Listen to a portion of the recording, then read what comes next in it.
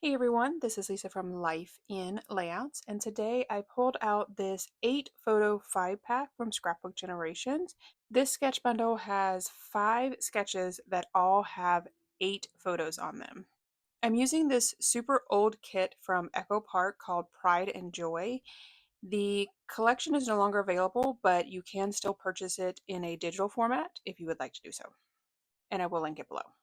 This is one of those collections that I don't have a lot of paper left, and I actually end up pulling quite a few pieces from my stash. The sketch basically calls for 4 strips of paper at the top, and then 4 strips of paper at the bottom, and then a row of 4x6s, 3x4s, and 4x4 photos in the center.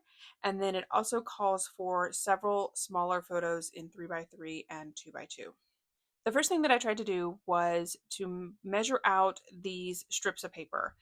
This particular paper had the strips on it, and I wanted to leave the white border, but I struggled so much trying to line them up that I decided to just go with cutting off the white border altogether. The strips are supposed to be 1 inch wide, but because I knew that that star paper was going to be a little bit smaller, I decided that I would just make some of the other pieces a little bit larger and then just cut off the excess at the end. So at this point, I have the gray paper with the stars, I have the navy and white stripe paper, I also have a blue watercolor paper, and then I'm going to pull in the navy with the stars. And that's when I realized that I didn't have enough paper. So I went into my stash and I pulled out several pieces. I pulled out a Doodlebug petite print as well as a couple of pieces that I have picked up from Joann's. I like to shop at Joann's when they have paper on sale. 10 sheets for $3, I think, is the deal usually. And I tend to pick up sheets of paper like this, where there's tone on tone patterns or the gingham patterns or polka dots, things like that, where I know that I can incorporate those papers into really any collection. So when I see those sales, I usually tend to stock up on whatever color I'm lacking at that point. So after I cut down the papers, I then start to assemble. And I started with the gray stripe paper at the top, and then I had the chevron and the blue. And when I was putting this together, that yellow really stands out, but there's yellow accents in the collection, and I knew that I was going to be able to pull that in.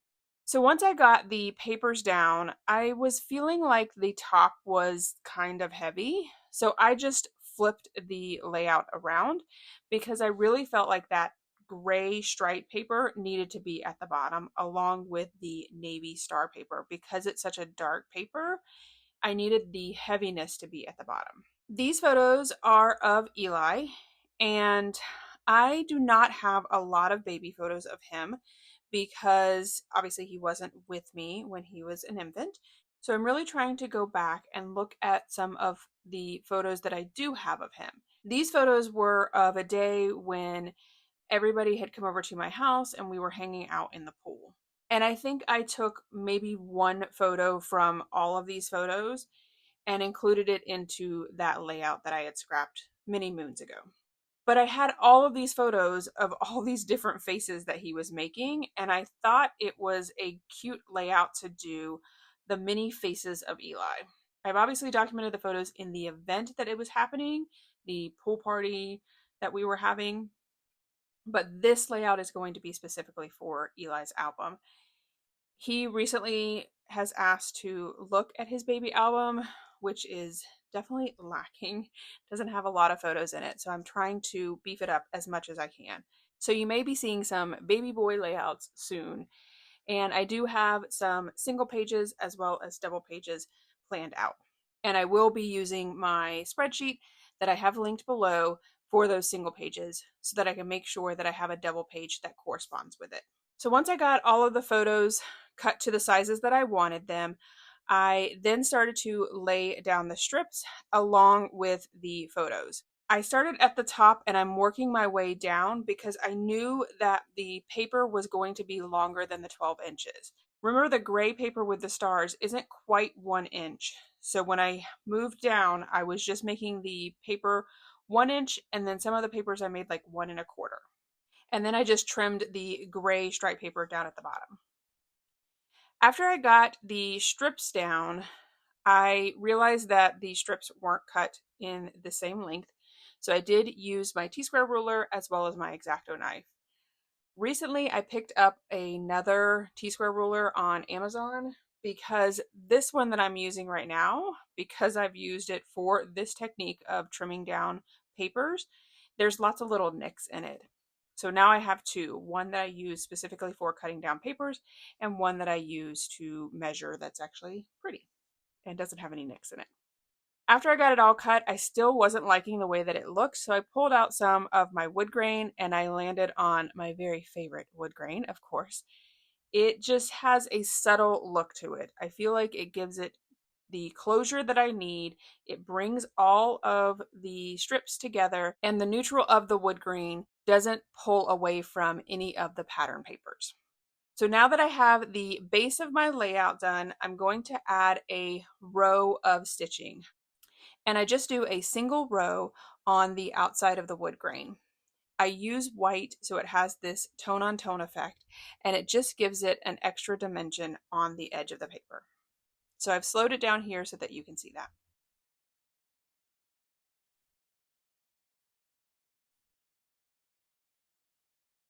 These smaller photos that I have, I felt like they were getting lost. So I did decide to back all of those photos on white cardstock. And then I pulled out my layering guides and added a layer around each one of the photos. I do have a tutorial on how to use this, and I will link it here for you if you have not seen it yet. I really do love these layering guides. They just make it so easy to make sure that you have a perfect border around your photos.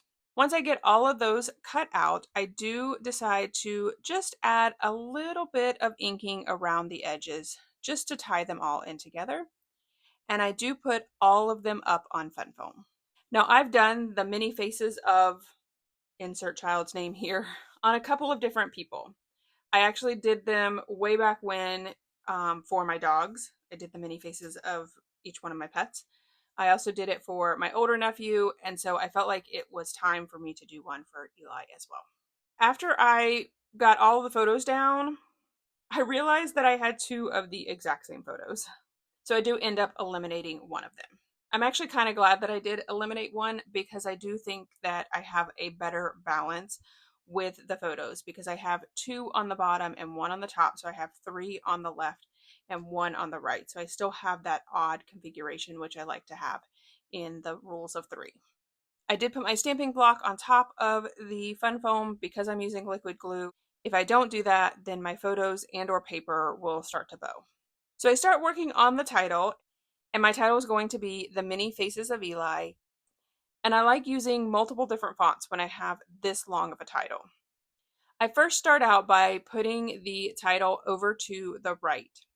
I felt like having it over on the right hand side was going to give it a lot of room to breathe and you could really see the entire title.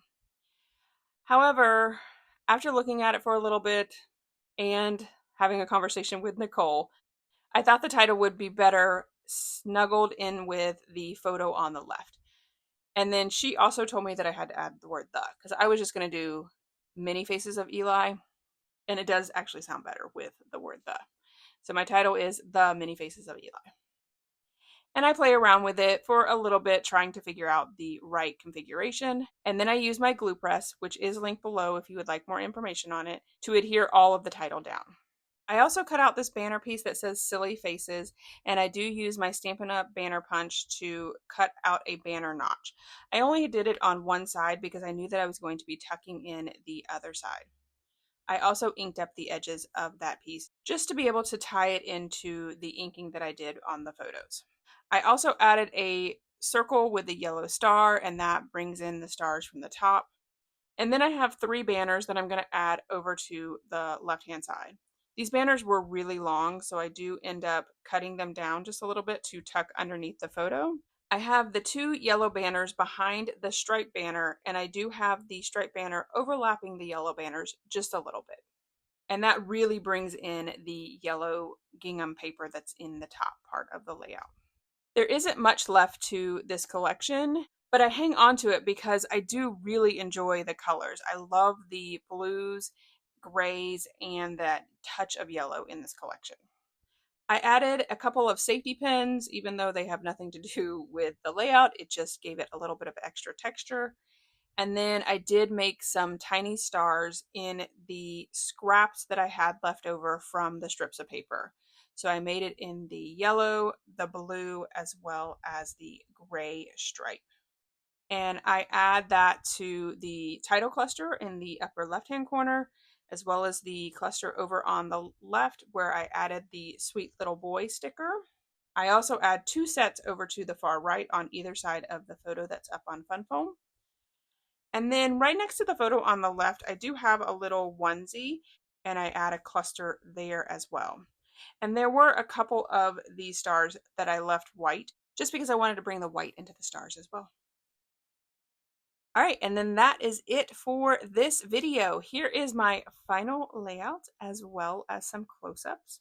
I will be posting this layout over in my Facebook group if you want to go check it out. So let's discuss this layout and let me know if you have ever done a layout with a ton of faces of your little ones. All right, if you enjoyed this video, if you wouldn't mind giving me a thumbs up, I'd really appreciate it. If you haven't done so already and you want to see more double page layout inspiration, make sure you hit that subscribe button. Thanks everyone for watching, and I hope that you have a scrappy day.